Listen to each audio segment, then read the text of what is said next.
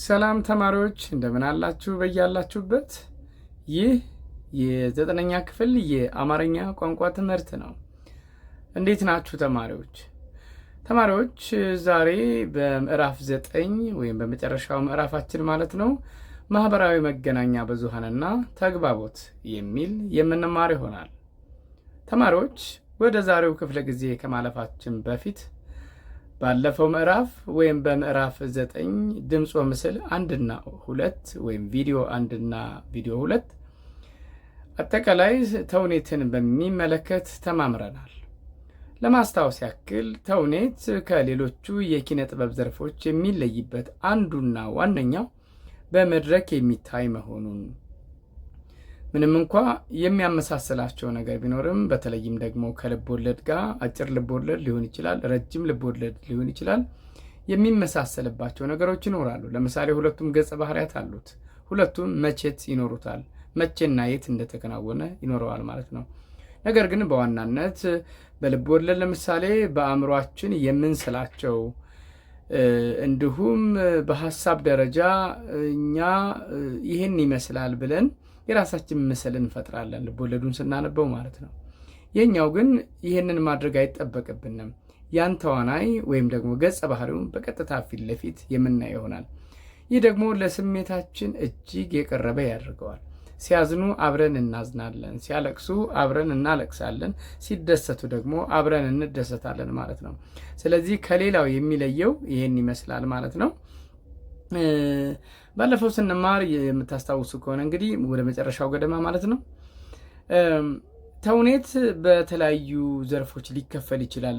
በየጊዜው ተውኔቶች በተለይ እንደ ግሪክ ባሉ እንግዲህ ተውኔት በተለይ ከአማልክት ጋር የተገናኘ ከግሪክ አማልክት ጋር ብዙ ታሪክ ይኖረዋል። ከነ ሶቅራጥስ አርስቶትል ጀምሮ በእኛም ሀገር ወይም በአፍሪካ በተለያዩ አካባቢዎች ተውኔት እንግዲህ ራሱን የቻለ ቀለም ይኖረዋል። ምንም እንኳ እነዚህ ቀደም ብዬ ነገርኳችሁ ከግሪክ ጋር የተገናኘ ብዙ ትርጉሞች አሉት። ስለዚህ እንደየፈርጁ በተለያየ ምክንያት ልንከፍላቸው እንችላለን። ለምሳሌ ስለ ጦርነት የሚያወሱ፣ ስለ ባህል የሚያወሱ ወይም ስለ ባህል የሚናገሩ እያልን በብዙ መንገድ እንከፍላቸዋለን።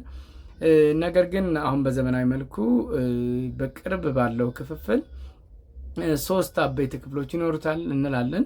በዋናነት ግን ጠቅለል ስናደርጋቸው እነዛንም መልሰን በሁለት አንኳር ክፍሎች ከፍለን አይተናል። የመጀመሪያው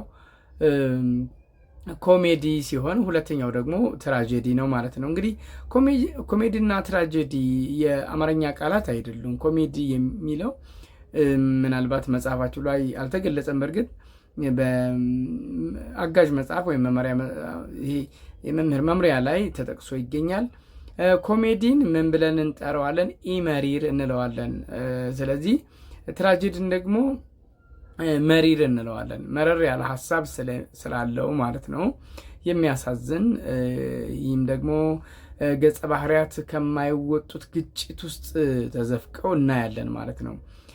ሲንገላቱ እናያለን። ስለዚህ ከማዝናናት ይልቅ እኛን ማሸበር ነው ትልቁ ጉዳያቸው ማለት ነው። የማህበረሰቡን ጥልቅ ሀሳብ ይዘው ይነሳሉ። በተቃራኒው ደግሞ ኮሜዲ በአንድ በተወሰነ ጊዜና ሁነት ላይ የሚያተኩሩ ናቸው። ዘላቂ የሆነ አይደለም፣ ማዝናናት ላይ ነው የሚያተኩሩት። ስለዚህ ኮሜዲና ትራጀዲ ብለን ከፍለን አይተናል።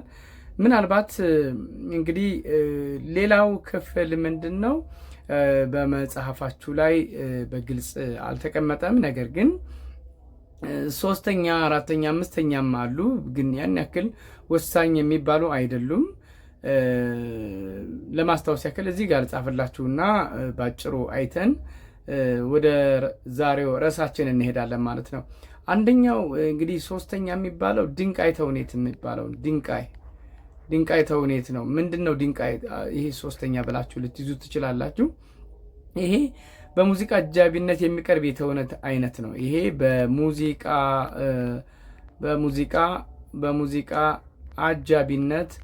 አጃቢነት የሚቀርብ ነው ማለት ነው። የሚቀርብ የተውኔት አይነት ነው። የተውኔት አይነት ነው ማለት ነው። ምን አይነት ነው? ይሄን ልትይዙ ትችላላችሁ ተማሪዎች።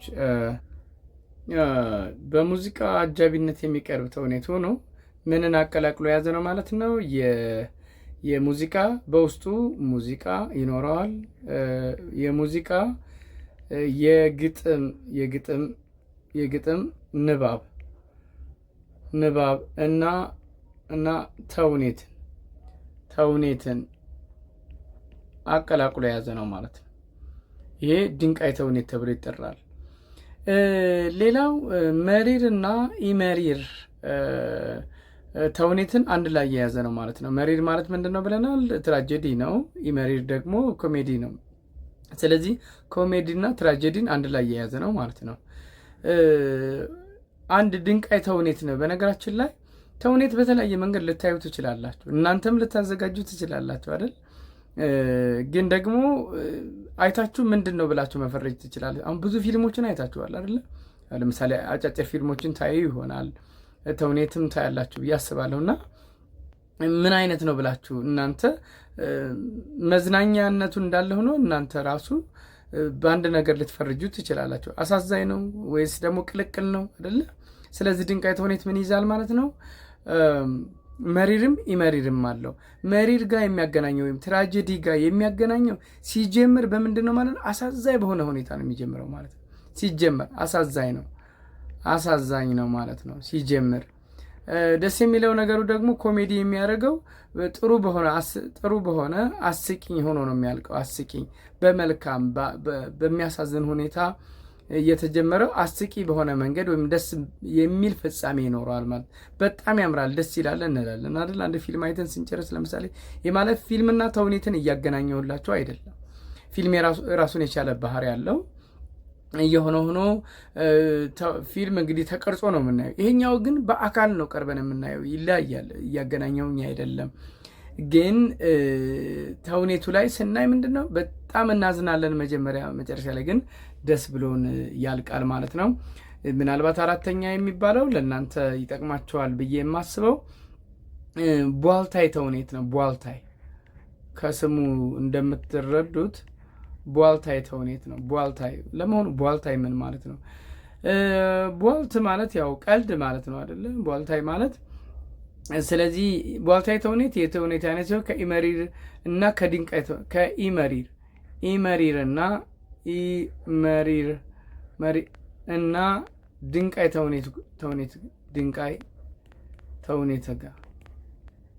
ተውኔት ጋር ይመሳሰላል። ስለዚህ ምንድነው ድንቃይ ተውኔት ምንድነው?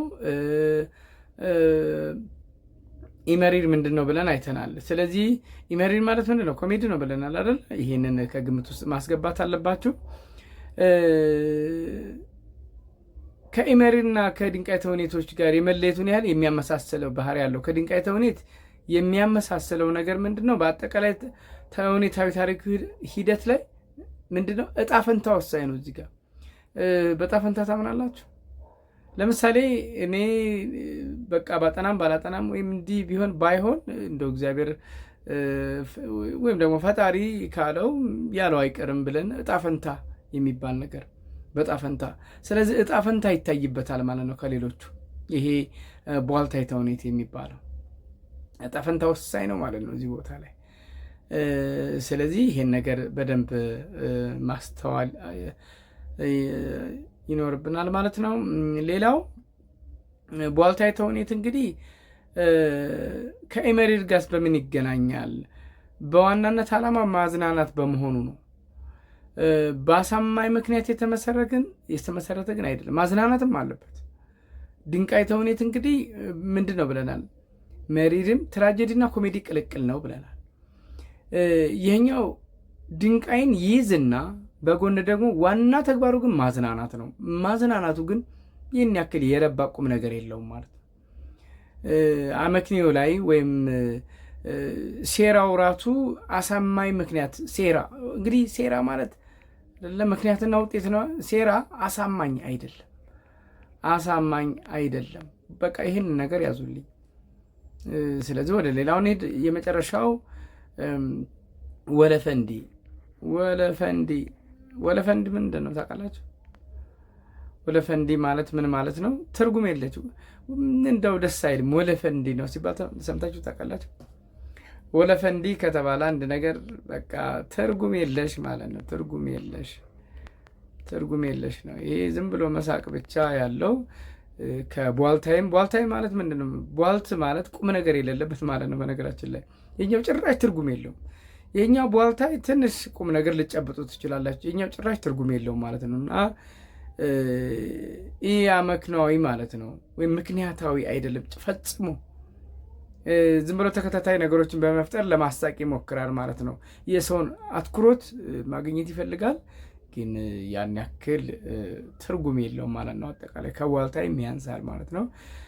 ሌሎቹን እንግዲህ ብዙ የሚጠቅሙ ናቸው የሚባሉ አሉ፣ ግን በእናንተ የክፍል ደረጃ እዚህ ላይ ይበቃል ማለት ነው። አይነቶችን በሚመለከት ሌላው የጋራ ባህሪያቸው ምንድን ነው ብለን ከጠየቅን ይህም የተውኔት ክፍሎች ማለት ነው። እንግዲህ ውጠት፣ ጡዘት፣ ዝቅጠት የሚባሉ አበይት ክፍሎች አሉት። ውጠት ማለት መጀመሪያ የሚጀምርበት ነው፣ እንግዲህ አንድ ተውኔት ሲጀምር ማለት ነው። ሌላው ጡዘት ነው፣ ግጭቱ ሲጨምር ማለት ነው። በጣም ልባችን የሚሰቀልበት ቦታ አለ አይደል? ድራማ ስናይ እሱ ቦታ ምንድነው? ጡዘት ነው። ሌላው ደግሞ ዝቅጠት ነው። ግን ዘርዘር አድርገን ስናያቸው አንድ ተውኔት 5 ንዑስ ክፍሎች ይኖሩታል ማለት ነው። የመጀመሪያው ምንድነው? እውቂያ ነው። እውቂያ ከሌሎቹ ጋር ያው ከልብ ወለድ ጋር ይመሳሰላል። እዚህ ጋር እውቂያ ነው። ሌላው እንግዲህ ትውስብ ነው። ምንድነው? እያንዳንዳቸውን እናያለን፣ ችግር የለውም። ሌላው ጡዘት ነው። ጡዘት፣ ቅልበሳ፣ ከዛ ልቀት ምንድን ናቸው እነዚህ? በቃ ከመጀመሪያው እስከ መጨረሻው ተውኔቱን ስታዩ እነዚህ ክፍሎች አሉ። እስኪ እናብራራው። እውቂያ ማለት ገጸ ባህሪያቶችን የምትተዋወቁበት ማለት ነው። አንድ ልብ ወለድ ስታነቡ አጋጥሟቸዋል? 10 ገጸ ባህሪ ሊኖር ይችላል። እንትና የሚባሉ ለምሳሌ እመጓን ስታነቡ ዋናው ገጸ ባህሪ ማን ነው? ሲሳይ ነው። ከዛ ቀጥሎ ደግሞ አሜሪካ እዛ ጋ ቦሌ ኤርፖርት ላይ አየር መንገድ ላይ የሚያገኛት ምንድነው? አስተናጋጅ አለች። ከዛ አሜሪካ ይሄዳል። አየር መንገድ የሚያገኛቸው አሉ። እዛ አልጋ ያስይዙታል። ከዛ በኋላ ተመራማሪውን ያገኘዋል። ለምሳሌ ደግሞ ሌላ ፍቅር እስከ መቃብርን ስታዩ እንግዲህ በዋናነት ሰብለ ወንጌልና በዛብህ ናቸው። ከዛ ደግሞ ፊት አውራሪ መሸሻ አሉ። ከዛ ደግሞ ነጉዱ ካሳ አይደል? ምንድነው እዚህኛው ተውኔት ላይም ብዙ ነገሮች ይኖራሉ። ለምሳሌ እኔ ያየሁትን እንኳ ብነግራችሁ ባለፈው የነገርኳችሁን የመጀመሪያው ጀግና ሴት ገጸ ባህሪ አለች። ከዛ ቀጥሎ ደግሞ የአካባቢው ገዢ አሉ። እንዲህ አይነት ነገሮች የቃቂ ወርዶት ማለት ነው። የቃቂ ወርዶት ባህሉ ነው፣ ግን ደግሞ የሴቷ ስም ነው። ስለዚህ እውቂያ ነው፣ ትታወቃላችሁ። ከዛ ተግባው ትውስብ ነው። ትንሽ መወሳሰብ ይጀምራል፣ ግጭቱ ይጀምራል ማለት ነው። ከዛ ቀጥሎ ትውስብ ማለት መወሳሰብ ማለት ነው። ነገሮች ሁሉ ምንድነው መቆላለፍ ይጀምራሉ ማለት ነው። መወሳሰብ ይጀምራሉ። ሌላው ጡዘት ነው። ጡዘት ማለት ምንድነው? በእንግሊዝኛው ይሄ ክላይማክስ ነው የሚባለው።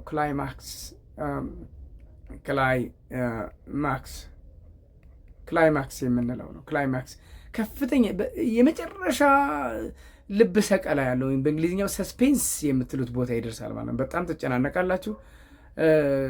ከዛ እዚች ጋር ይሄኛው ቅልበሳ ነው። እንደዚህ ነው፣ ይቅርታ፣ ቅልበሳ። ከዛ በኋላ መፍትሄ እያገኘ ይሄዳል። ከዛ ልቀት መጨረሻ ላይ ያው ያልቃል ማለት ነው። ልቀት ማለት ምንድነው? ከዛ የሚመጣውን ታገኙታላችሁ። እንትናና እንትና ታረቁ። ከዛ ይሄ መፍትሄ በዚህ ያገኘ። ለምሳሌ 2 ሰዎች ተጣልተው ነው መጀመሪያ በጣም አሰቃቂ በሆነ ሁኔታ ልታዩት ይችላል። ለምሳሌ ድንጋይ ተውኔት ባደርግላችሁ ሰዎች በጣም ሲጋጩ ይጀምራል። ከዛ በኋላ ወደ መታረቁ ይሄዳሉ። ምን ሆነ? ኮሜዲ ሆነ ማለት ነው አይደለም? መሪር አይደለም፣ ኢመሪር ይሆናል ማለት ነው። መጀመሪያ መሪር ነበር፣ እየተጣሉ እየተጋጩ ይጀምራል። ከዛ በኋላ ነገሮች ሰላም እያገኙ ከዛ በኋላ በጣም አንድ ቦታ ይታረቃሉ። ከዛ በኋላ እናንተ ብዙ ልባችሁ አይደነግጥም አይደል? ምክንያቱም ከፍተኛ ሁኔታ ነበር፣ እሱ ጡዘት ላይ ነው። ከዛ ቅልበሳ ይቀለበሳል ወደ መልካም ነገር። ከዛ ልቀት ቦታውን ይዝና ተውኔቱ ያልቃል ማለት ነው። እንግዲህ ተውኔትን በሚመለከት በጣም ብዙ ተውኔቶች ይኖራሉ፣ እንድታዩ ጋብዛለሁኝ። በጣም ወሳኝ ትምህርት ነው። ይሄንን በዚህ እናጠቃልልና ወደ ዛሬው ርዕሳችን ትንሽ ዛሬ ወደ ክለሳው ያደላን ይመስላል። ማህበራዊ መገናኛ ብዙሃንና ተግባቦት ወይም በእንግሊዝኛው ሶሻል ሚዲያስ ኤንድ ኮሚኒኬሽን የሚለውን የሚወክል ይሆናል ማለት ነው። እስኪ ማህበራዊ መገናኛ ብዙሃንና ተግባቦት የጋዜጠኛው ምልልስ የሚለውን እንመልከት በቀጥታ ማለት ነው። መልካም እንግዲህ በማዳመጥ የጋዜጠኛው ምልልስ የሚለውን እናያለን። ግን ጋዜጠኝነት ምንድን ነው? መቼም ጋዜጠኝነት ወይም ጋዜጠኛ የሚለውን ሁላችሁም ታውቁታላችሁ ብዬ ተስፋ አረጋለሁኝ። ምክንያቱም በየቀኑ መቼም ስልካችን ላይ እናያለን፣ ቴሌቪዥን ላይ እናያለን። እና አንድ ጋዜጠኛ ምንድነው ስራ የሚለውን ለእናንተ ልተውና የጋዜጠኝነት ምንነት ምንድን ነው? ጋዜጠኝነት ማለት ለጋዜጣ፣ ለመጽሔት፣ ለራዲዮ፣ ለቴሌቪዥንና ለዜና አገልግሎት ዜናን፣ አጫጭርና ረጃጅም መጣጥፎችን፣ የሀተታ ጽሁፎችን፣ ርዕሰ አንቀጾችን እንዲሁም የራዲዮና የቴሌቪዥን ፕሮግራሞች አዘጋጅቶ የማቅረብ ሙያ ነው።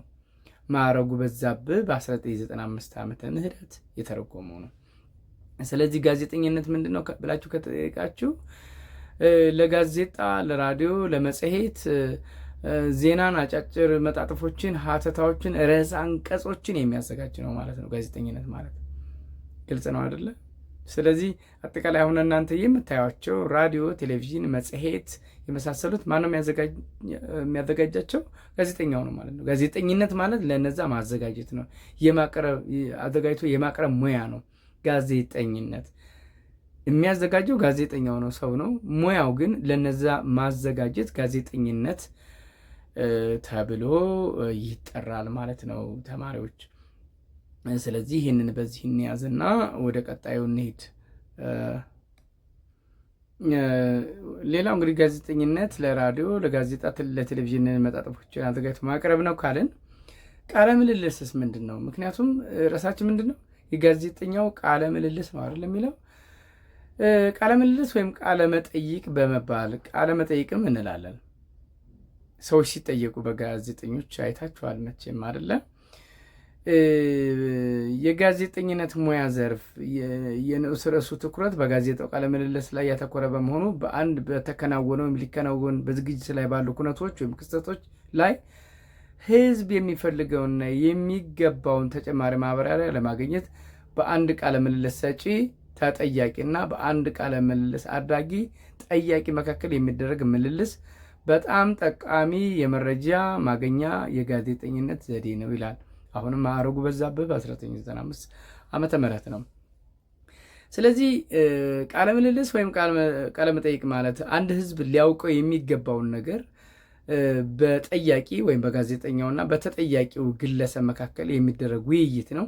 ያ ግን ማብራሪያ፣ ተጨማሪ ጠቃሚ የሆኑ መረጃዎችን መጠየቅ ነው። ለምሳሌ እናንተ አንድ የምታደንቁት ሰው ሊኖር ይችላል፣ ወይም ደግሞ አንድ ተዋናይ ሊሆን ይችላል። ለምሳሌ እንደው በጣም ኢትዮጵያ ውስጥ ስመጥር ከሆኑ ተዋናዮች ለምሳሌ አንዱን ጠቅሳችሁ ስለ እሱ ማወቅ ልትፈልጉ ትችላላችሁ። ለምሳሌ እነ ሰለሞን አይደለ የመሳሰሉት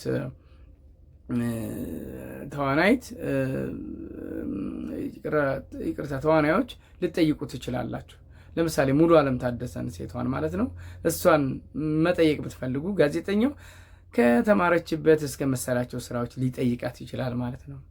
እና እነዚህ ነገሮችን ህዝብ ማግኘት ያለበትን ጠቃሚ መረጃ ማገኛ ዘዴ ነው ማለት ነው። እና ይሄ ቃለ ምልልስ ተብሎ ይጠራል። የጋዜጠኛው ቃለ ምልልስ የሚለውን በቀጥታ እናነባለን። ስለዚህ ጋዜጠኝነት ምንድን ነው? ቃለ ምልልስ ምንድን ነው? ቃለ መጠይቅ ብትባሉ በጠያቂና በተጠያቂ፣ ጠያቂ ማነው? ጋዜጠኛ ነው። በተጠያቂ መካከል የሚደረግ መረጃ ላይ ያተኮረ ሊደረግ የሚችል ወይም የተደረገን ሀሳብ ጠቃሚ መረጃ ለህዝብ ማሳወቂያ ማስገኛ ዘዴ ነው ማለት ነው። ይህንን በዚህ ከተረዳን ወደ ቀጣዩ እንሄዳለን ማለት ነው። ቅድመ ማዳመጥ ጥያቄዎች አሉት። በቀጥታ ማዳመጥ ነው የሚሆነው። ንዑስ እዚህ ጋር ንዑስ ርዕሳችን ምንድን ነው የሚሆነው? ማዳመጥ ነው የሚሆነው። ከማዳመጥ እንግዲህ ጥያቄዎች ይኖሩታል። እዚህ ጋር ስክሪኑ ላይ እንደምትመለከቱት በሚከተሉ ጥያቄዎች ላይ በቡድን በመወያየት የጋራ መልሳችሁ ለክፍል ጓደኞቻችሁ ግለጹ ይላል። ጋዜጠኝነት ማለት ምን ማለት ነው? አሁን አንብቤላችኋለሁ። እዚህ ጋር ስክሪኑ ላይ ጽፌላችሁ ነበር። ቃለ ምልልስ ማለት ምን ይመስላችኋል? ወይም ቃለ መጠይቅ ብለን ልንጠራው እንችላለን። ቃለ ምልልስ በሚያደርግ የመገናኛ ብዙሃን ባለሙያና በቃለ ምልልስ ሰጪው መካከል የሚኖሩ ግንኙነት ምን መሆን ያለበት ይመስላችኋል? ያው ሙያዊ ነገሩን የተላበሰ ነው አይደለም የሚሆነው። ቀጥሎ ለቀረቡ ቃላት ተመሳሳይ ፍቺ ስጡ ይላል። ታዋቂነት፣ መረጃ፣ እፍታ፣ ኮሚቴ፣ ሊቃውንት። እነዚህ እንግዲህ ከማዳመጥ የምናገኛቸው ናቸው።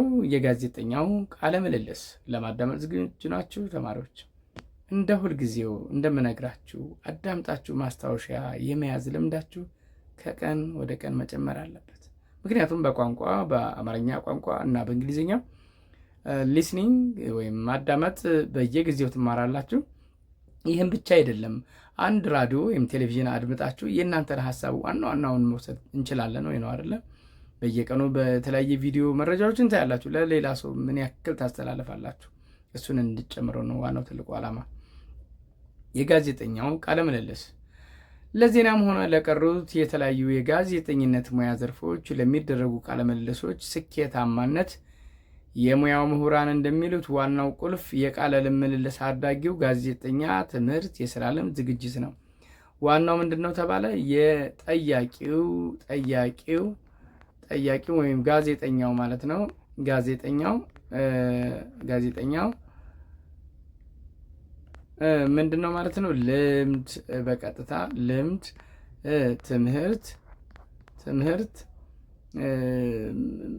አጠቃላይ የስራ ልምድ ስንል የስራ ልምድ ነው ማለት ነው። እና ዝግጅት ምን ያክል ተዘጋጅቷል? ዝግጅት አንዳንድ ጊዜ እንደው አንድ ጋዜጠኛ ሲጠይቅ ምን ሊጠይቅ ይችላል ብላችሁ እንደው ገምታችሁ አታውቁም?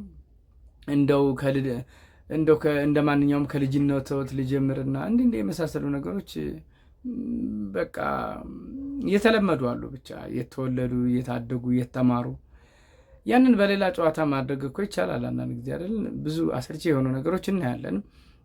እነዛ ግን በቀጥታ ይሁን በተዘዋዋሪ የሚጠይቅ በጣም ንቁ ጋዜጠኛ ካለ አይሰለችንም ራሱ አይደለ? ቃለ ምልልስ በአጋጣሚ የሚደረግ የሁለት ሰዎች ምልልስ ሳይሆን አንድ እውቅ ሰው በገበየው ከፍተኛ ሙያዊ እውቀትና ባገኘው ታዋቂነት ምክንያት ባለው የስራ ኃላፊነት ጋዜጠኛው ከእርሱ ጋር ቃለ ምልልስ ለማድረግ ቀጠሮ በመጠየቅ በቅድሚያ አስፈላጊውን ዝግጅት አድርጎ የሚከናወን ስራ ነው። በዘፈቀደ አይደለም፣ እንደው ስላገኘው አይደለም። እስኪ አንድ ጥያቄ ልጠይቃችሁ። እናንተ ልታገኙት የምትፈልጉ ጋዜጠኛ ላትሆኑ ትችላላችሁ፣ ችግር የለውም። ግን እናንተ በጣም የምታከብሩት ሰው ወይም ደግሞ ሊገኝ ይችላል ፈጽሞ የማትሉት ሰው ብታገኙት እና ድንገት 5 ወሳኝ ነገሮችን ጠይቁት ብትባሉ የምትሉት ነው አይደለም የሚጠፋባችሁ። በጣም ልደነግጡ ትችላላችሁ። ለምሳሌ እንበልና እኔ ስለማደንቀው ነው አማራጭ ስለሌለኝ አትሌት ኃይሌ ገብረስላሴን ብታገኙት 5 ነገሮች፣ በነገራችን ላይ እንዲህ አይነት ፕሮግራም ነበረው ኃይሌ፣ ብታገኙት ምን ትሉታላችሁ? አስቀድማችሁ አቅዳችሁ ከሆነ ብዙ ነገሮችን ልታወሩ ትችላላችሁ። የፈቀደላችሁ 10 ደቂቃ ሊሆን ይችላል። ካልሆነ ድንገት ብታገኙት የምትሉት ነው አይደል? በቃ ወይኔ አምላኬ፣ በቃ አልጠበቅኩም ነበር፣ ውይ በስመ አብ፣ በቃ እንዲህ አይነት ነገር ልትሉ ትችላላችሁ ማለት ነው። በቃ ብዙ ነገር ልናወራ እንችላለን። እና ጋዜጠኝነት ግን እንደዛ አይደለም። አስቦ አቅዶ ለህዝቡ ምንድን ነው የተደበቀው ነገር ምንድን ነው፣ ምን አይነት መረጃ ነው ለህዝብ የማስተላለፈው ለአድማጮቼ ብሎ ማለት ይኖርበታል። እና ያ ነው ማለት ነው። ቀጠሮ በመጠየቅ ቅድሚያ ጋዜጠኛው ባገኘው አጋጣሚ ተጠቅሞ በቃለ ምልልሱ አማካኝነት ለህብረተሰቡ ጠቃሚ የሆነ መረጃ ለማስገኘት የሚሞክር ስለሆነ ጋዜጠኛው ሙያዊ ብቃት፣ ሌላ ስልጡንነት፣ ትህትና፣ መልካም ጠባይና ተቀባይነት ያለው የግብረ ገብነት ባህሪ እንዲኖረው ይጠበቃል። ግብረ ገብነት ሊኖረው ይገባል። የቃለ ምልልሱ ዋና ዓላማ መረጃ አለው ከተባለው ሰው አንዳንድ ጠቃሚ መረጃዎችን ለማግኘት የሚደረግ የሀሳብ ልውውጥ ሂደት እንጂ ፖሊስ ከተጠርጣሪ ወንጀለኛ ለራሱ የሚጠቅመውን መረጃ ለማውጣት እንደሚያደርገው አይደለም። ፖሊስ እንግዲህ የሚፈልገው ወንጀለኛ ነው ብሎ ካሰበ ወይም ተጠርጣሪውን እንደው ድርቅ ያሉ ጥያቄዎችን ይጠይቀዋል አይደለ? እንደዛ አይደለም ጋዜጠኝነት ማለት ነው። በማዋዛት ራሱን የቻሉ ግብረ ገብነት ያሉት ሙያዊ ነገር የተላበሰ መሆን አለበት እና ይሄ ነው።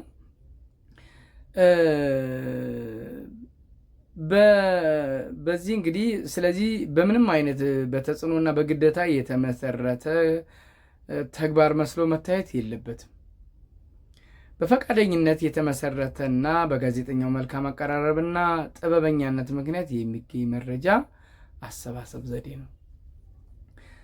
ለዚህም የቃለ ምልልስን አገባብ ማሳያ ይሆን ዘንድ በቃለ ምልልስ ሰጪው ቢሮ ውስጥ በቃለ ምልልስ ሰጪው ቢሮ ውስጥ በአንድ ጋዜጠኛና በአንድ ቃለ ምልልስ ሰጪ መካከል የተደረገ ምልልስ እንደሚከተለው ቀርቧል።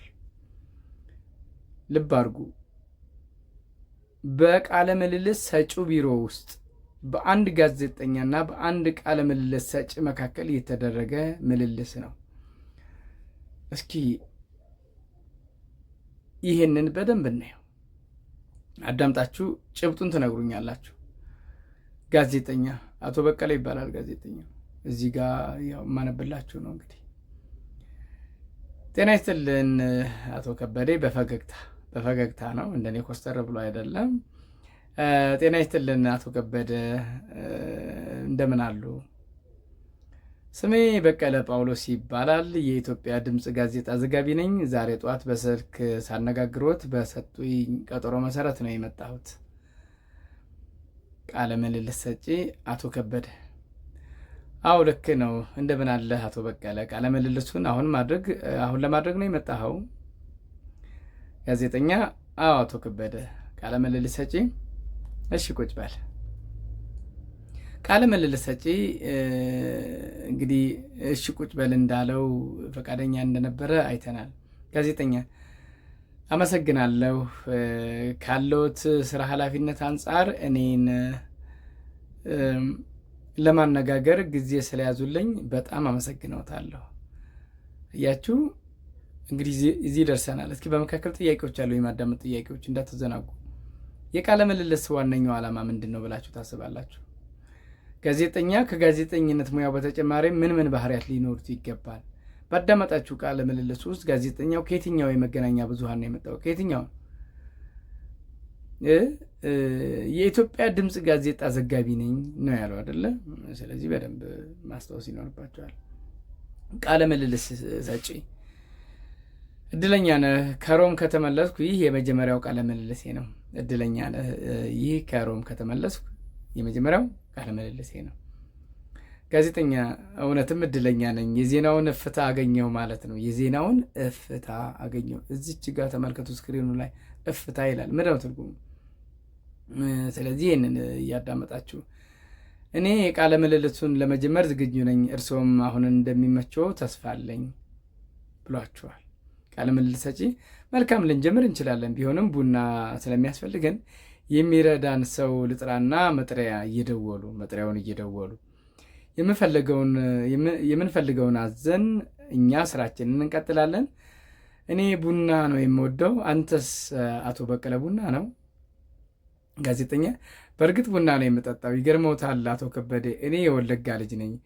ቡና ባዶውን ሳይሆን ቡና በቅቤ እየጠጣሁ ነበር ያደግኩት።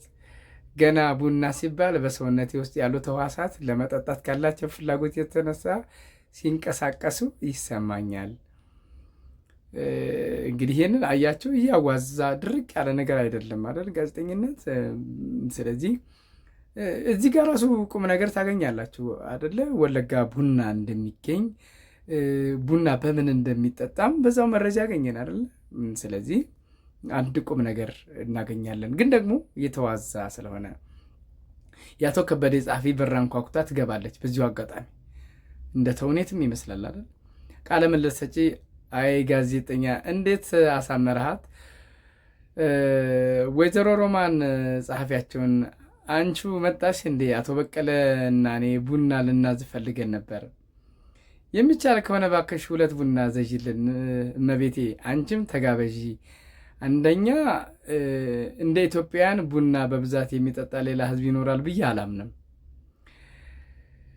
ይኖር ይሆን? አዝናለሁ አቶ በቀለ በፈገግታና ቀልድ። ለጊዜው ቅቤ የለም። ሌላ ጊዜ እናስብበታለን። እንግዲህ በቅቤ አይደል የታዘዘው። ጋዜጠኛ ዛሬ ቅቤ እንኳን ለቡና ለወጥ አልተገኘ። ቡና እንደኛ የሚጠጣ ህዝብ አለ ወይ ላሉት ግን እንዲያውም ከኛ ከአመራቾቹ የበለጠ የሚጠጡ አሉ። ለጥቂት ጊዜ ለጉብኝት ጣሊያን ሀገር ሄጄ ነበረ። እንደሚያውቁት በኢጣሊያ ኤክስፕሬሶ የተባለችዋን በጣም ኮስታራ ቡና በቀን እስከ 10 ስኒ የሚጠጣ አለ ብለዋል። ለነገሩ ቡናዋን በጣም ትንሽ ናት፣ ከንፈር ማታረስ። ቢሆንም ጣሊያኖች ቡና ይጠጣሉ። ቃለ ምልልስ ሰጪ ይገርማል። እኛም በቅርቡ ስለዚህ ዛሬ ስለምንወያይበት ስለ አክሱም ሐውልታችን መመለስ ጉዳይ ለመነጋገር ለ5 ቀናት ያህል ሮማ በሰነበትንበት ጊዜ የታዘብነው ይህንኑ የጣሊያኖቹን ቡና ጠጭነት ነው። እዚህ ጋር ግን ልብ በሉ፣ ወደፊት ታገኙታላችሁ። አገባቡ የሆነ ቦታ ጣሊያን ነበርኩ አለ። የሚጠይቅበት ቦታ በኋላ ነግራችኋለሁ። ስለዚህ ኤክስፕረስ ነው አይደለ? እንትኑ ላይ አለባት። እዚህ አዲስ አበባ አካባቢ ልደት አካባቢ ተዘዋውራችኋል? ኤክስፕረስ በእርግጥ በብዙ ቦታ ቅርንጫፍ አለች። ማደያ አካባቢ ልደታ ቤተክርስቲያን አካባቢ ኤክስፕረስ የጣሊያኖች ከዛ የመጣች ነች። እንደው ስዞር የታዘብኩትን ነው። ጋዜጠኛ የቡና ጭውውታችን ወደ ቃለ ምልልሳችን ርዕስ እያመጣን ነው። አያችሁ፣ ቢፈቅዱልኝ ውይይታችን በቴፕ ብቀዳው ጥሩ ነው። ምን ይመስልዎታል? በተለይ እርስዎ ያሉትን ነገር በተሳሳተ ሁኔታ እንዳልጠቅስ በቴፕ መቅዳቱ በጣም ነው የሚረዳው። እርስዎ ካልፈለጉ ግን መድቶ እችላለሁ። የቃለ ምልልስ ሰጪ የለም፣ ጥሩ ነው። ውይይታችን በቴፕ መቅዳቱ ለሁላችንም ይጠቅማል። ጋዜጠኛ እሺ፣ እንግዲህ ከተስማሙ ቴፑን ከፍተዋለሁ። እንጀምር። ቃለ ምልልስ ሰጪ እሺ፣ እንጀምር። ጋዜጠኛ የአክሱምን ሐውልት የሚያስመልስ ኮሚቴ ተቋቋመ ከተባለ ቆይቷል። ኮሚቴውም እኔ እስከማውቀው ድረስ ብዙ ጊዜ ወደ ሮማ የሄደ ይመስለኛል። የሐውልቱ መመለስ ጉዳይ ዛሬ ምን ደረጃ ላይ ይገኛል? ቃለ ምልልስ ሰጪ ኮሚቴው እንዳልከው ከተቋቋመ 5 ዓመት ሆኖታል። ስለ ሐውልቱ መመለስ ጊዜና ሁኔታ ለመነጋገር የኮሚቴው አባሎች እስከዛሬ 3 ጊዜ ጣሊያን ሀገር ሄደናል። ሁለቱንም ጊዜ ሮማ ነበር የተሰበሰብነው። ከኢጣሊያ የታሪክ ሊቃውንት እዚች ጋር ስክሪኑ ላይ ሰላይ ሊቃውንት ይላል። እሱን በደንብ ይዩት። ሊቃውንትና የዓለም አቀፍ ታሪክ አዋቂዎች ከብሔራዊ የታሪክ ቅርሶችና የውጭ ሀገር ቅርሶች ቢሮ ኃላፊዎች ነበር ተገናኝተን የተነጋገርነው። አንዱን ስብሰባ ግን ያደረግነው በናፖሊ ከተማ ነበር። ምናልባት ካነበብካቸው ሰነዶች የምታስታውስ እንደሆነ ኢጣሊያኖች ሐውልቱን የወሰዱት በመርከብ ስለነበር ምጽዋ ላይ ተጭኖ ለ1 ወር ያህል ከተጓዘ በኋላ ነበር ናፖሊ ወደብ ላይ የተራገፈው። ዛሬም ቢሆን ሐውልቱን በመርከብ እንዲመጣ ከተወሰነ በመርከብ ይሁን በአውሮፕላን እንዲመጣ ገና አልተወሰነም እንጂ በመርከብ ከሆነ ያው ናፖሊ ላይ ነው ተጭኖ ወደዚህ የሚጓዘው። ስለዚህ የናፖሊን ወደብ አቀማመጥ እና ወደቡ ያሉትን ዘመናዊ መገልገያ መሳሪያዎች ለማየት እንዲረዳን ነበር እዚያ የተሰበሰብነው። በተሰበሰብንበት አዳራሽ ውስጥ ሐውልቱ እንዴት በመርከብ ላይ እንደሚጫን የሚያሳይ የአርቲስቱ የፈጠራ ስዕል፣ የአርቲስት ኢምፕሬሽን የሚሉ ስዕል ይታይ ስለነበር ስብሰባችን ትምህርታዊ ነበር። ጋዜጠኛ ታዲያ በዚህ በናፖሊው ስብሰባ መሰረት ሐውልታችን ይመለሳል የሚባለው መቼ ነው? የዚያ የናፖሊው የአርቲስቱ እይታ ስዕል ፎቶግራፍስ አለዎት? ፎቶግራፉ ቢገኝ ለጋዜጣችን ጠቃሚ ነው። አለቀ ቃለ መጠይቁ። ምንጭ ማዕረጉ በዛብህ 1995 የጋዜጠኝነት ሙያ ንድፈ ሐሳብና አተገባበሩ ከሚለው በመጠኑ ተሻሽሎ የተወሰደ ይላል። ጨረስን ቃለ መጠይቁ። ስለዚህ ከዚህ ምን ተረዳችሁ? አያችሁ፣ ቃለ መጠይቅ ማለት ነገሮችን እያዋዛ የሚገባ ነው። ለምሳሌ በቡና ነው የጀመረው። እንደኛ ሀገር የሚጠጣ አለ ብለህ ነው ወይ የሚል ነገር ነው አይደል የተነሳው። አያችሁ፣ አይ ከኛ የበለጠ እንደሚጠጣም አውቄያለሁ። ለምሳሌ ጣሊያን ሀገር በነበርኩበት ጊዜ በቀን 10 ስኒ። አሁን የሚነጋገሩበት ርዕሱ ከየት ነው የሚነሳው? ከጣሊያን ነው። ስለ አክሱም ሐውልት መመለስ ነው። አያችሁ፣ በጥበብ ነው ወደዛ የገባው እንጂ ይሄ የጋዜጠኝነት ልምድ ያለው ጥበብ ነውና አንዳንድ ጊዜ እንደዚህ አይነት እያዋዛ ነበር ቡና በቅቤ እንዲህ አይነት ነገርና ለዛ ነው በኋላ ነግራችኋለሁ ያልኳችሁ። በቀጥታ እያዋዛችሁ የምትገቡበትን ነገር ራሱ ማሳመን።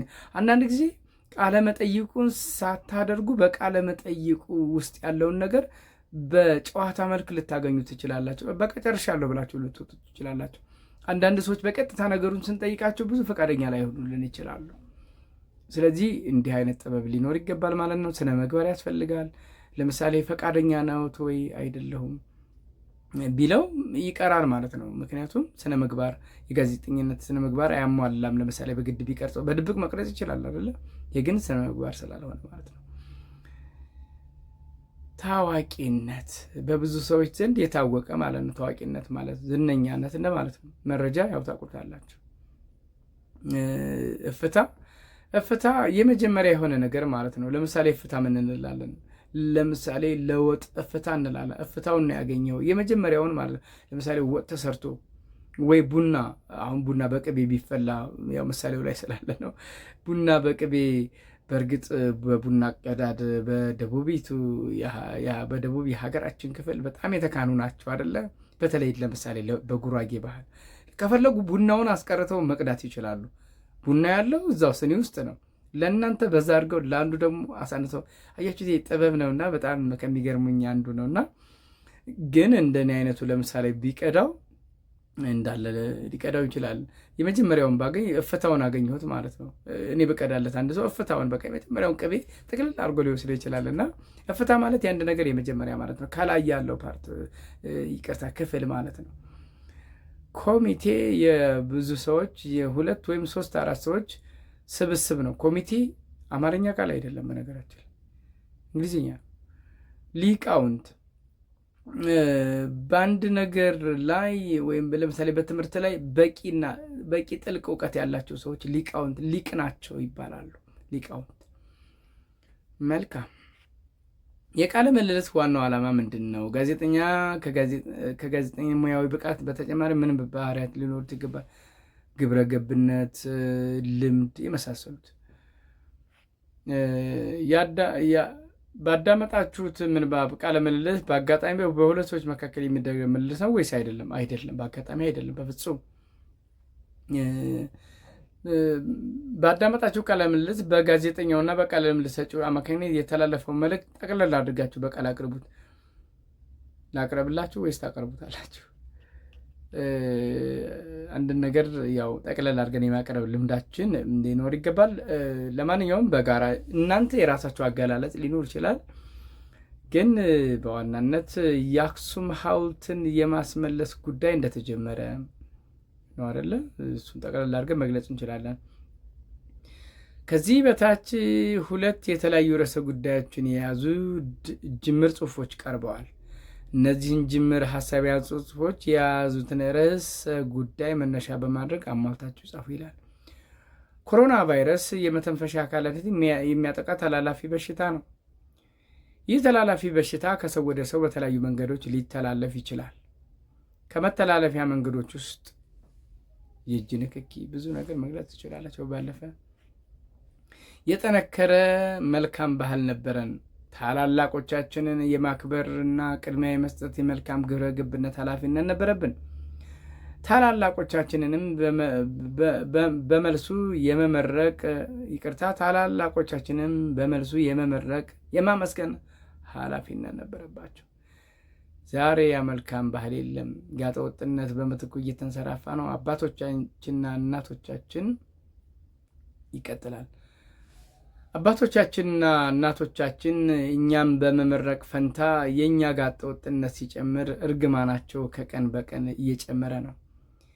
የእኛም ስነ ምግባር ታላላቆችን መዝለፍ፣ ቅድሚያ አለመስጠት፣ አጠቃላይ እኔ ያውቃለሁ ባይነት ሰፍኗል እያላችሁ መቀጠል ትችላላችሁ። ያሳዝናል። እውነትም ነው አይደል? ዛሬ ስነ ምግባር የለም። ግን የእኛን ድርሻ እንወጣ።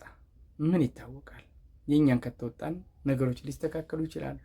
ይህ መልእክቴ ነው።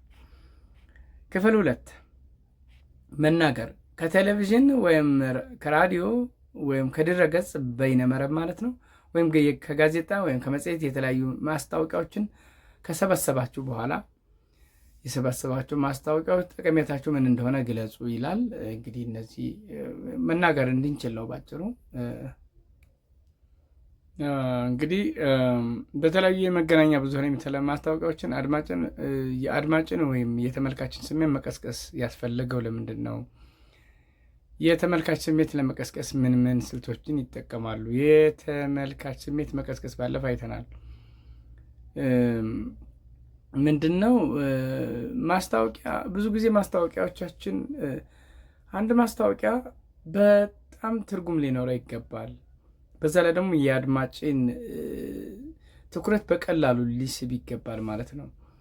የማስታወቂያ ቋንቋ ምን መምሰል አለበት በሚለው ጥያቄ ላይ ከጓደኞቻችሁ ጋር ተወያዩ። በውይይታችሁ ለምታነሱት ሀሳብ በተለያዩ የመገናኛ ብዙኃን ዘዴዎች ከተላለፉት ማስታወቂያዎች ጥሩ ምሳሌ የሚከተሉትን አንዱን አቅርቡ ይላል። ይቅርታ የምትሉትን አንዱን አቅርቡ። እኔ አንድ ማስታወቂያዎቻችን ብዙ ጊዜ የተጋነኑ ናቸው አይደለ? ድርቅ ያሉ ናቸው። በቃ ይጠጡት፣ እንዲህ አድርጉት፣ ምንም ድርቅ ያሉ ናቸው። ግን በተዘዋዋሪ መንገድ ቢሆን አይደለ ይመረጣል። ለምሳሌ አንድ ማስታወቂያ በጣም የገረመኝን ላጋራችሁ። ምንድነው ሰውየው ፂሙን ተላይቷል፣ አባት ማለት ነው። መጀመሪያ ነበረው፣ ከዛ ፂሙን አልተስተካከለም፣ ልጁ ወጥቶ ሄደ። ከዛ ሲመለስ እንግዲህ የሼቨሩን ጥራት ነው እዛ ጋር ማስተላለፍ የተፈለገው፣ ወይም የመላጫ እንትኑን ነው እና ሙልጭ አድርጎ እንደላጨው ለማሳየት ነው የተፈለገው። ከዛ ሲዳብሰው ዩ ሉክ ላይክ ማሚን ነው የምትመስለው፣ ደባብሶ ነው እና ስለዚህ ቆንጆ ይግዙት፣ አሁን በቅርብ ካስገባናቸው ይሄን ያክል ምናምን አይደለም፣ በቃ ዩ ሉክ ላይክ ማሚ ጨረሰ። እዛ ጋ እያችሁ በመዳሰስ ነው ነገሮችን ጥራቱን እዛ ጋ ገለጸልን ማለት ነው እንጂ ያው የኛ ሀገር ማስታወቂያዎች በድርቅና ነው። አሁን ደግሞ ሙዚቃ ይበዛቸው እንደው አሁን ለስላሳ መጠጥ ያስደንሳል፣ ያስጨፍራል፣ እንደ በማማሙት አይሆንም አይደል? ስለዚህ ማስታወቂያዎች በቀላሉ ትኩረትን የሚስቡ መሆን አለባቸው። በቀጥታ ሳይሆን በተዘዋዋሪ መንገድ መልእክትን እያስተላለፉና እኔ ይሄ ነው ጥሩ ማስታወቂያ የምለው። ሌሎቹ ትንሽ በእርግጥ የሉም ማለት አይደለም፣ ብዙዎች ጥሩ ይኖራሉ። አብዛኛው ግን በድርቅና ነው። እስኪ እናንተ በጣም የተመቻችሁ ማስታወቂያ እኛ ሀገር ምናልባት እንደ ሰራዊት ፍቅሬና ሙሉ ዓለም የሚያስተዋውቁ ትንሽ ይሻላል። እንደው በእርግጥ እነሱም ያንኑ በቀጥታ ነው እንትን የሚሉት፣ ግን አንዳንድ ማስታወቂያዎቻቸው በጣም እወድላችኋለሁ፣ እናንተ ትወዱታላችሁ። ሌላው የማስታወቂያን ቋንቋ የሚለውን አየ። በታዋቂ ሰዎች ፊት ንግግር በምናደርግበት ጊዜ ትኩረት ሊሰጥባቸው የሚገቡ ነጥቦች ምን ናቸው? በቡድን ከተወያያችሁ በኋላ ዋና ዋና ነጥቦችን ምን መሆን አለባቸው? በታዋቂ ሰዎች መካከል ንግግር ልናደርግ ነው። ስለዚህ ምን አይነት ሀሳብ መሆን አለበት? እስኪ በእናንተና እኔ የምለው ነገር ምንድን ነው? አጠቃላይ በታዋቂ ሰዎች መካከል የምናደርገው ንግግር አንደኛ የእነሱን ቀልብ መሳብ አለበት፣ እነሱም እንዲማሩበት። ካልሆነ በተለይ የታወቁበትን ነገርን ወይም የሚያውቁትን ነገር የምንደግም ከሆነ ብዙ ትኩረት ላናገኝ እንችላለን። ስለዚህ አንደኛ መጠየቅ የምንፈልገው ነገር ምንድን ነው እነሱ ነው፣ ወይም ደግሞ ማስረዳት የምንፈልገው ነገር ምንድን ነው? እነሱ እኛ ጋር አብረው እንዲሰሩ ነው። መጀመሪያ የሄድንበት አውድ ይለያል አይደል? ለምሳሌ ንግግር ልታደርጉ ነው አንድ ሰው ጋር አብሯችሁ እንዲሰራ ድርጅታችሁ ጋር ትፈልጋላችሁ። እሱ የሚፈልገው ነገር መኖር አለበት። ስለዚህ ያን ደግሞ በጣም ባሳማኝ በሆነ መንገድ ልናቀርብ ይገባልና ያን ከማድረጋችን በፊት ለምን እንሄዳለን፣ እንዴት እንሄዳለን፣ በማን በኩል እንሄዳለን፣ እንዴት እናስረዳ፣ ምን ይረዳናል፣ ምን እናስረዳው የሚሉ ነገሮችን መጠየቅ መቻል አለባቸው። ስለዚህ ጋዜጠኝነት ባጭሩ ጋዜጠኝነት ምን ሊኖረው ይገባል? አንደኛ ግብረ ገብነት ሊኖር ይገባል ማለት ነው። ግብረ ገብነት። ሌላው ደግሞ የስራ ልምድ ሲባል ያው እንግዲህ የግዴታ ላይኖር ይችላል። ሌላው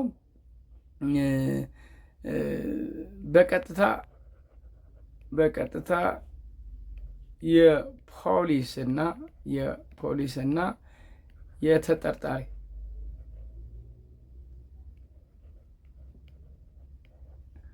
አይነት መሆን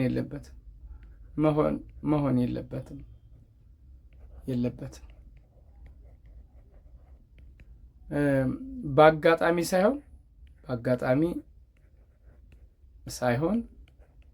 በአጋጣሚ ሳይሆን ታቅዶ መሆን አለበት።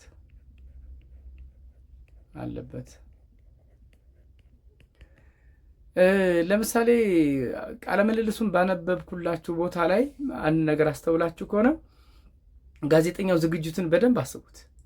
በመጀመሪያ እሱም የት ሄዶ ነበር? ጣሊያን ሀገር ሄዶ ነበር። ጣሊያን ሀገር ሄደው ዋና ሀሳቡ ምንድን ነው? ያንን መታዘብ ነው። ከዛ የሚመለከተውን ሰው ደግሞ ለህዝቡ በሰውየው ምክንያቱም እሱ ኮሚቴ አይደለም አይደል? ምን እንደተወራ ምን እንደተሰራ በብዛት በተለይ ደግሞ ከዋናዎቹ ጋር ሲገናኙ ምንድን ነው የአክሱም ሐውልት ተመልሷል አይደል? በዚሁ አጋጣሚ ቆይቷል ከተመለሰ እንግዲህ 1995 ነው ተመልሷል የአክሱም ሐውልት ጣሊያን የነበረው እና ጊዜ ያለፈበት ይሄ ቃለ መጠይቅ ነው ማለት ነው። ግን ደግሞ የሆነ ነው እና እዛ ጋር ዋና ተዋናዮቹ ሌሎች ሰዎች ናቸው። እሱ ሲወጡ እንግዲህ አይታችሁ ከሆነ ዝግ ስብሰባ ገጥሟቸው ያውቃል። ዝግ ስብሰባ ሲባል ልክ ከዛ ሲወጡ ጋዜጠኞች ካሜራቸውን ይዘው ሲሯሯጡ ታያላችሁ አይደል? እሱም እንደዛ አይነት ሊሆን ይችላል። ጣሊያን ቢሄድም ሰዎቹን ያገኘው እና ከዛ ግን አቅዶ ነው የሄደው። ከዛ በኋላ ደግሞ ሲመለስ የሚመለከተውን ሰው ነው የጠየቁ። አያችሁ፣ ይህ ዝግጅትን ያመለከት በአጋጣሚ አይደለም። ሳይዘጋጅ ይህን ሰውዬ ቢያገኘው ምንም የረባ ቁም ነገር ላያስተላለፍልን ይችላል ማለት ነው። ስለዚህ የምንፈልገው መረጃ ነግሮናል ማለት ነው እና ዝግጅት ያስፈልጋል። ከልደት ከምናምን ከምንጀምር እያዋዛን እኛ የምንፈልገውን ነገር ማስወራት መቻል አለብን ማለት ነው። እንግዲህ ዛሬ በተለይ የጋዜጠኝነት ሙያን ቃለ ምልልስ ምንድን ነው፣ ቋንቋ፣ የጋዜጠኝነት ቋንቋ አይተናል ማለት ነው። ይሄ ከምንባብ ከማዳመጥ ባሻገር ነው ዛሬ የተማርነው ማለት ነው። እንግዲህ ይህንን በህይወታችሁ ወይም ደግሞ ሌሎችን ሰዎች ስታዩ ምን ያክል ሙያው እንደሆነ ራሳችሁን በዛ መንገድ ልትፈትሹ ትችላላችሁ። በሚቀጥለው ክፍለ ጊዜ ማስታወቂያም አይተናል። በዚሁ አጋጣሚ በሚቀጥለው ክፍለ ጊዜ እንግዲህ ክፍል 3 ምንባብ አሁንም እናነባለን። ሌላው ደግሞ የሰዋሰው ክፍሎችን የምናይ ይሆናል። ለዛሬው ግን በዚህ በምዕራፍ 9 የመጀመሪያው ድምፅ ወምስል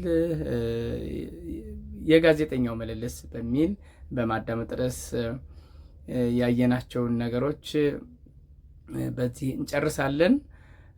በሚቀጥለው ድምፅ ወምስሉ ወይም ቪዲዮ 2 እስከምንገናኝ ቸር ሰንብቱ። ጤና ይስጥልኝ።